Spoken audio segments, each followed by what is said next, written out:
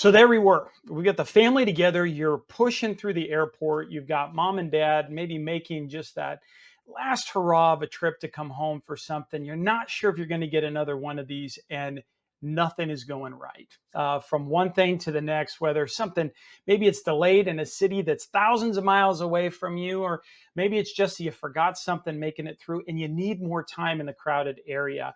There is an answer for that.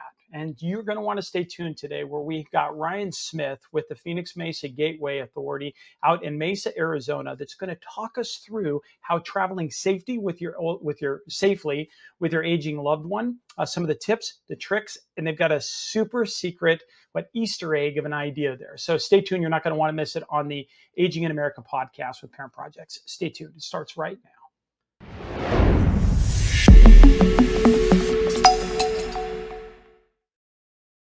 I'm blessed today to get an opportunity to bring to you a friend that I've known for a long time, who is really a great expert when it comes down to the airline industry and how you work through airports and work from that side of travel, which I got to tell you, there's a lot to it. It gets really complicated. And when it gets mixed into a parent project, it can get out of control. It can become overwhelming in a hurry. And so super excited to be able to see what they've got cooked up here in our backyard, but also in some of these programs that you're going to find across the country that have been rolling out over the last couple of years. So without further ado, off of that, I want to bring in Ryan Smith, who is the Director of Communications and Government Relations with the Phoenix-Mesa Gateway Airport. Ryan, thanks for joining us today. Thanks for having me on. Thank you. I appreciate the opportunity. Well, it was genuinely, we talked a little before this. I know we were texting back and forth.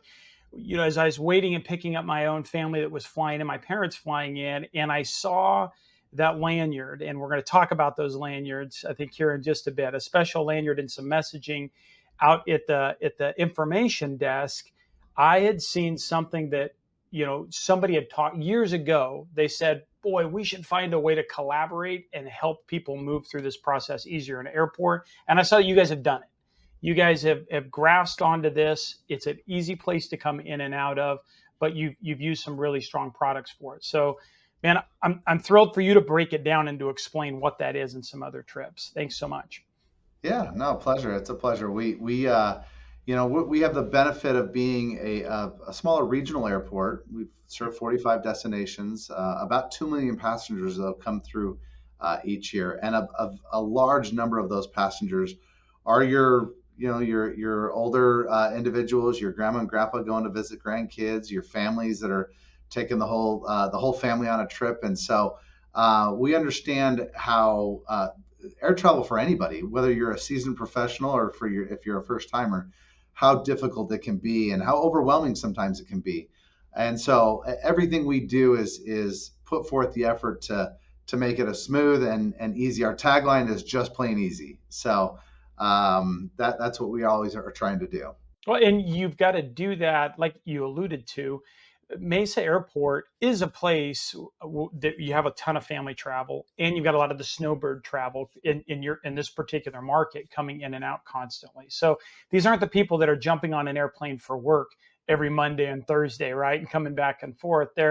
And they probably have pretty important destinations on the other side of whatever their plans are, right? Yeah. So Yeah, talk about high pressure. Yeah, that's for sure. The number of graduations that we've heard about, the weddings, the baptisms, whatever you name it, someone has to get there. And frankly, I've got a family vacation. I've been working months straight. This is my summer vacation. It's important for me to get, because I've got it all planned out. I'm going to Disneyland. I'm going somewhere else. And so what we always do, and when we train our people that are really the frontline people, is remember every situation, this is the most important thing that they're doing for that day. Mm-hmm. When you travel, it's not because it's not just on a whim. It's not like going to Circle K. You're doing something big. Sometimes those are great celebratory things. Sometimes they're not as great things. So what we always tell people, and what we always train our frontline people is just always have it in mind that today is one of the most important days. And it's a big day for them, and it's a high stressful day. I think that's a really good thing to maybe put into the back of our head when we're helping a parent. that's trying to get through that as well. And also, especially as they start getting older, they may have fewer and fewer of those in front of them to be able to go through. And we just think it's kind of like an endless possibility, but that not hopefully it doesn't ratchet up the pressure against all of that, but maybe it can help us with an understanding of why they might really be on edge when they're traveling with us, and have that importance. Yeah, a lot of times, one of the things, and I think that goes back to the training programs that we try and instill and that we try and push is that, when we have 2 million people come through our turnstiles, those TSA agents, those airline agents, they're seeing 2 million different people fly through. And if you're at a large airport, that number could be 25 to 40 million. Wow. And so what I've always told people, and what we always tell people is that, yes, you see this thousands and thousands of times. You're going to tell somebody to put their bag on this conveyor belt 10,000 times today. But understand that's the first time they're hearing it. And sometimes it may have been 5 years since they traveled. They may be, and they may not have never traveled before. So try and treat them with a little empathy and understand that this is the first time. I know it's frustrating. You've said it 10,000 times today, and it might seem like a common thing of, well, you just take out your ID or you just put your bag here on the conveyor belt. How difficult can that be? Yeah. But we try and teach our people, treat it as if it's the first time, and then also treat it as if it's your mother, your grandmother that's flying through here. And how would they react, and how would they deal with a high stressful situation? We always encourage passengers to get here early, and one of the reasons is because you just never know what roadblock may come up. Could be a long line. You could have a delayed flight. You could have another delayed flight that has nothing to do with your flight, but that may cascade onto to your travel plans. And so, my first suggestion for older people flying and for people flying with families is it's you can never get to the airport too early. Now, I don't know about you, Tony. I'm a guy that I'm like if I'm there more than an hour early, I get really bored and I actually start to stress out a little bit. But Yeah. uh, if you can manage to get there early, that's the best thing because time can fix anything. If you walk up to a gate agent and say, "Hey, I've got this problem and I need some help," and oh, by the way, my flight takes off in 30 minutes, they're going to be less able to help you. If you come in and you said, "Hey, I've got an hour and a half, I've got 2 hours before my flight takes off, I need some extra time and extra travel," they're likely going to be able to point somebody to help you or point you in the right direction on where you can find assistance. That's great to know that level of training is there, and that they understand that, and they understand that even though that repetition, you don't think about that. I don't think about that. I travel a lot, and I hear obviously instructions a lot, but to think that that person's going to say thousands of times in a day, literally thousands of times in a day, and the last time they told it to me, they did really well. They did really well. Like, Yeah, and sometimes, hey, just like everybody's going to have a bad day, and everyone's going to be yeah, frustrated by that. yeah, And just remember, it's not personal. But that is in the airline industry, and we try and go above and beyond, and just try and remind people, guys, remember this could be the first time that these people have ever flown. So right. please make a good first impression. But in the timing of that allows you. I remember there's a saying around that slow is smooth, and Yes. smooth actually is what speeds things up and gets things going. So that is, it's counterintuitive, but again, a great reminder in being there early, and knowing how that comes through. Tell us well, you know what? Let's dive into some of the details in the tip. Those are that you're already there, and I don't want to stop you from throwing some of the others out. I know I want to talk about sunflower lanyards. I know we Yeah. both want to have that conversation here when we get to that. What are some other maybe high level things to start thinking about if you're traveling with an older passenger before we get into the details of that?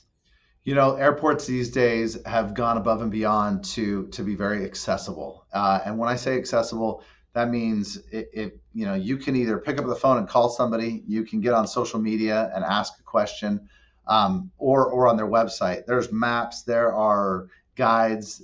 So what I always tell people, if you know you're going to have a stressful situation, map it out. Know your plan that you're going to do.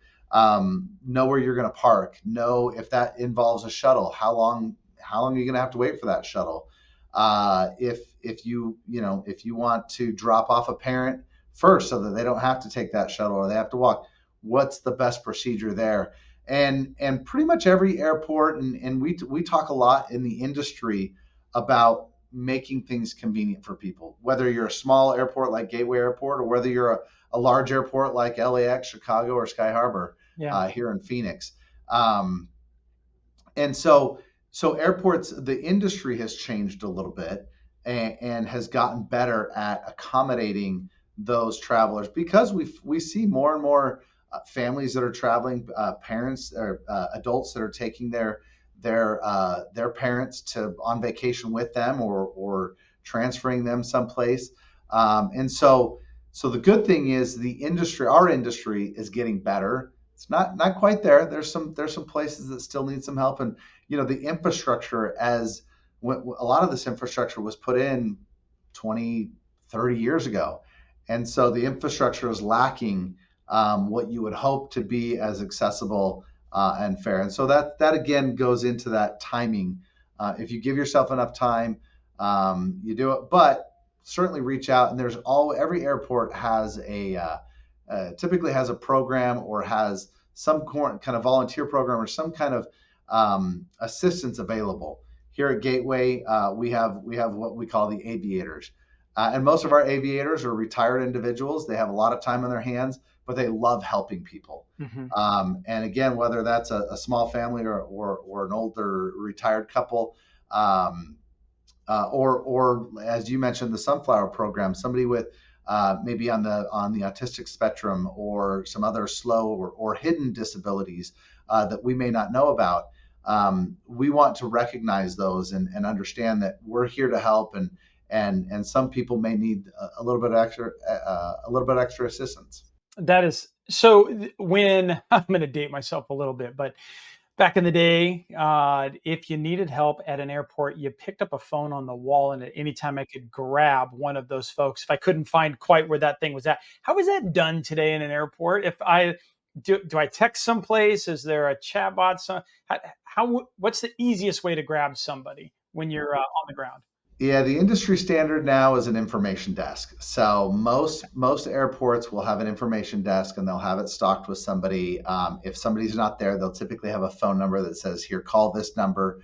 The old landlines, a lot of airports have them. We have one even for ourselves. They're harder to find. The white paging phone, I think, was the common theme. But most airports are going to have volunteers, and they'll usually be wearing a similar colored shirt. Our aviators all wear red shirts. You can't miss them. I know airports have, the purple jackets or something like that. And typically they're trained to help in all situations, whether you're just like, hey, this is the first time in this airport, and I don't know where my gate is. Can you help me out? To, hey, I'm a little slower. I need some wheelchair assistance. I need this or that. And so that would be my first suggestion, is to, again, look for that information desk. Pretty much every airport has them. And that's one industry-wide thing that everybody's really tried to focus on, is making sure that there are live bodies there or some sort of lifeline to help out. That's fantastic. I do. Maybe we can get in now to some of the subtle identification. I know. So I got introduced into the green lanyards or the sunflowers and others with the dementia friendly planning and programming off of that to try to help folks be subtly or discreetly identified when moving, so that they could get help from TSA and everybody had it. Can you give us just a kind of an overarching look of what programs like that look like and what's available these days? Yeah, the Sunflower Program is a specific program. It's run by a third-party organization. We try and incorporate it in our training aspects, just to identify, and basically it's a visual identifier without having a huge sign on your back or having to say anything really out loud. That when our workers, whether they're an airline worker, an airport worker, TSA, that they may see that and hopefully will identify it. One of the difficulties is making sure that everybody is trained up and up to date on the training. But with that lanyard, you have a better chance of identifying that and having that extra help if needed. Yeah, that's fantastic. I mean, I remember, in fact, one if I remember it, they were from a TSA or the TSA rep, and they were talking that a TSA agent should be able to notify her to see that, and would even they can even peel somebody to walk down to a gate or do an extra safety check or to move through with somebody that might be traveling if they were there on their own or working through it. Anything like that you guys have run into, or have you seen any? How have you seen that program really play out here in your market? Yeah, I've specifically seen the TSA recognize it. TSA is a little easier because they do more of a national program, and there are more and more airports that are doing this. And so, and TSA luckily is trained to pick out some of these. They're made to be aware that, Trained hey, observer. Yeah. yeah, Yeah. if you see this scenario, this may be the situation, and here's a better way to handle that. You're Right. certainly not gonna, holler at them 10 times to put your bag on the belt. They should understand that is, excuse me, that is a passenger that may need a little bit more assistance and may need some hand holding. And luckily, for the most part, it's most, again, understand and are aware that some need a little bit more assistance, and maybe they don't recognize the lanyard, or maybe you don't have a lanyard on that day. Just going above and saying, hey, I need a little bit of extra assistance. Typically that will be the key, and that will shine up of, hey, I'm more than willing to help you out, and we're going to get you through this process. And that is something that I've heard even in within own family, their only thought was that, well, it's either a wheelchair or it's nothing, right? And I don't want to sit into a wheelchair. So to know that there's, go up to that desk and that there's somebody who offers an in between that can discreetly get them between those types of steps and that level of help and sophistication. That's big because I mean it is a wheelchair can speak something. There can be a stigma sometimes to Right. folks coming through, right? I Yeah. personally No. would love to have one. I'd like it could really But help me with all the kids, but that is a great point, because there are passengers who just say, I don't want to be a burden. I don't want to. yeah, I want to go that. I don't need that. I can get through on my own. It's just going to be a little slower, and so, obviously, if you see somebody in a wheelchair, that is a very visual cue that is somebody that may need some extra help. And so that's where it is important to have some of those other visual cues, or maybe just, if you don't, again, if you don't have it, if you just mention, hey, I need a little extra time today, most people will be ready and willing to stand up and help out. yeah, that's wonderful. So we've been able to talk about some of those other points that they could do, maybe even stopping, getting a family member in ahead of time if it's going to be a confusing, maybe a move from a long-term parking lot or something where that could be really taxing and they only have so much energy. We've talked the green lanyards. We've talked about giving time because time helps. Other ideas of what you can be doing just to make that flow a little bit easier for you. Yeah, if you're traveling with an elderly parent or somebody that may need help, and maybe you're not traveling with them, but you're going to take them to the airport and you're going to get them there.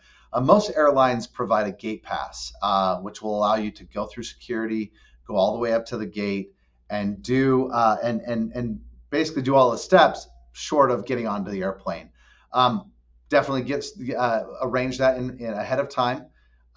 Here at Gateway, our airline requires you to be there at least 2 hours early so they can run through. They'll do a background check on you and make sure you get through.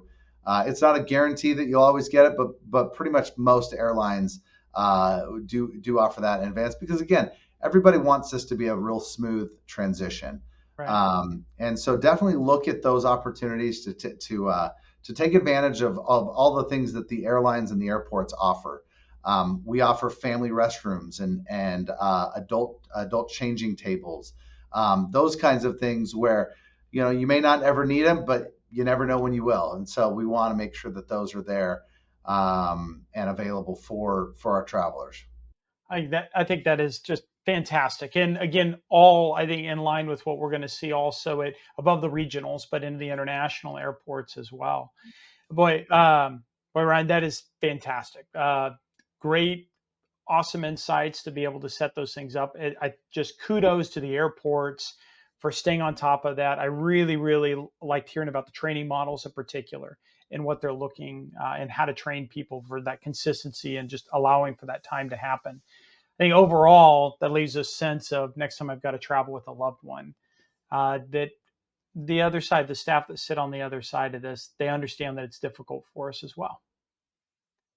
Yeah, it's and it's something that as as we have more of that baby boomer generation, as they continue to age and and get to that level where they may need a little bit more assistance, we're going to have to adapt. And it's a conversation we have in the airline industry and the airport industry. I'm sorry.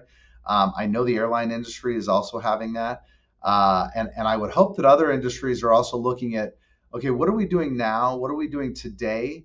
That doesn't work or that won't work, or that we need to edit a little bit and maybe alter and understand that these are the things that we're going to have to accommodate in the future. And I'm proud of the airport industry and having those conversations now. And I hope that others are looking at that because it's something that's going to be very common and in the not too distant future. Yeah, I think so too. Parting shots, maybe as things are starting, or as we're winding this off, where would be, if people have some questions or they want to reach out, if they happen to be in the Mesa marketplace and you're their airport of record down there, what would, how do they get a hold of you, or could they get more information also on this?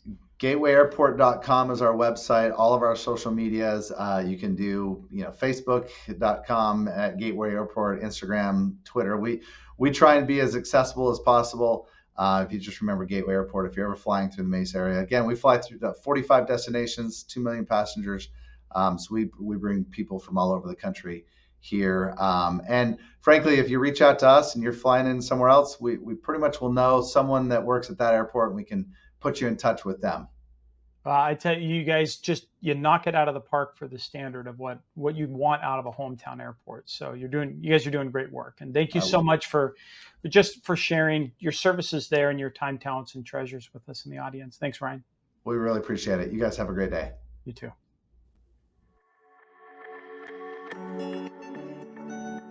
Well, that's it for the team this week, and thanks for joining us. If you've enjoyed the content, remember to subscribe and to share this episode on the app that you're using right now. Your reviews and your comments, they really help us expand our reach as well as our perspective. So if you have time, also drop us a note. Let us know how we're doing. For tips and tools to clarify your parent project, simplify communication with your stakeholders, and verify the professionals that you choose, you can find us on YouTube, follow us on Instagram and Facebook. Thanks again for trusting us. Until our next episode, behold and be held. Thank you for listening to this Parent Projects podcast production. To access our show notes, resources, or forums, join us on your favorite social media platform or go to parentprojects.com. This show is for informational and educational purposes only. Before making any decisions, consult a professional credentialed in your local area. This show is copyrighted by Family Media and Technology Group Incorporated and Parent Projects LLC. Written permissions must be granted before syndication or rebroadcast.